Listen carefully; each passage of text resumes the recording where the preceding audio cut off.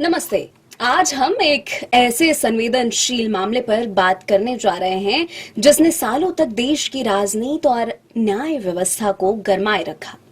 हम बात कर रहे हैं साल 2008 के मालेगांव बम धमाके की, जिसमें अब एनआईए की स्पेशल कोर्ट ने सभी 7 आरोपियों को बरी कर दिया है। इस केस में एक नाम सबसे ज्यादा चर्चा में रहा, वह था साध्वी प्रज्ञा ठाकुर का। आखिर क्या था पूरा मामला और कैसे बरी हो गई साध्वी प्रज्ञा? आइए जानते हैं इस खबर को विस्तार से। महाराष्ट्र के मालेगांव में साल 2008 में हुए बम धमाके ने पूरे देश को हिलाकर रख दिया था। इस मामले की जांच राष्ट्रीय जांच एजेंसी यानी एनआईए कर रही थी। अब एनआईए की स्पेशल कोर्ट का फैसला आ चुका है, जिसने सबूतों के अभाव में सभी आरोपियों को बरी कर दिया है।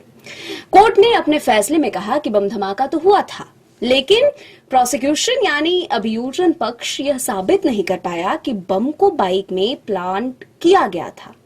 इस मामले में साध्वी प्रज्ञा ठाकुर को मुख्य आरोपी बनाया गया था। फैसला सुनकर साध्वी प्रज्ञा भावुक हो गई। उन्होंने कोर्ट के फैसले पर कहा, ये मेरी जीत नहीं बल्कि ये भगवे की जीत हुई है। मुझे 17 सालों तक अपमानित किया गया, एक सन्यासी को आतंकवादी बना दिया गया, ये हिंदुत्व की विजय हुई है। मेरा जीवन सार्थक हो गया। अब सवाल ये उठता है कि साध्वी प्रज्ञा ठाकुर को मुख्य आरोपी क्यों बनाया गया था? एनआईए ने कोर्ट में बताया था कि जिस बाइक में मस्जिद के बाहर ब्लास्ट किया गया था वह उन्हीं के नाम पर थी। एनआईए ने दावा किया है कि इस बाइक पर फर्जी नंबर प्लेट लगाई गई थी और इसके चैसिस नंबर और इंजन नंबर को मिटा दिया गया था। एनआईए ने इस गाड़ी को प्रज्ञा ठाकुर के खिलाफ सबसे बड़ा सबूत बताया था।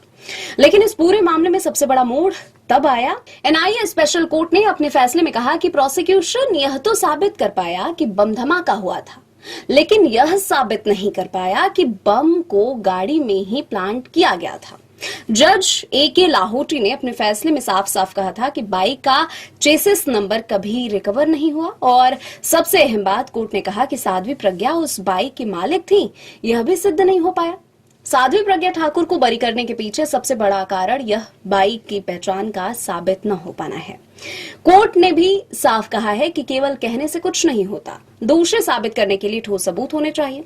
कोर्ट ने यह भी बताया कि जिस बम को बाइक में लगाने की बात कही गई थी उसे कर्नल प्रसाद पुरोहित ने बताया था, लेकिन यह बात भी साबित नहीं हो पाई। इस मामले में पूर्व बीजेपी सांसद प्रज्ञा सिंह ठाकुर के साथ साथ कर्नल प्रसाद पुरोहित, रमेश उपाध्याय, अजय राहलकर, सुधाकर चतुर्वेदी, समीर कुलकर्णी और सुधाकर धर द्विवेदी को आरोपी बनाया गया था। कोर्ट ने इन सभी आरोपियों को सबूतों के अभाव में बता दिया है और बरी कर दिया है। मालेगांव ब्लास्ट केस का यह फैसला कई सवाल खड़े करता है, लेकिन भारतीय न्याय संहिता प्रणाली में सबूतों का महत्व एक बार फिर सामने आया है। सालों तक चली इस लड़ाई का अंत अब हो चुका है। इस फैसले पर आप क्या राय रखते हैं, हमें कमेंट करके जरूर बताइएगा। वीडियो पसंद आए तो लाइक करें और चैनल को सब्सक्राइब करें।